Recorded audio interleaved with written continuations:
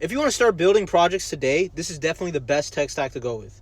For the programming language, we got TypeScript. Anyone that's ever coded in JavaScript, you know how scary it is having your whole code base with no types. The front end, we got React and Next.js.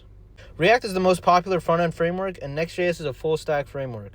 When you use Next.js, you don't even need a backend. Next.js gives you server-side rendering and API routes that you could use for your backend. It also lets you connect straight to your database. If you do decide to use a separate backend, I'll definitely go with Node and Express. Node and Express lets you use TypeScript also for the backend, making the development process so much faster. It's also heavily in demand for 2025. Database, we got PostgreSQL.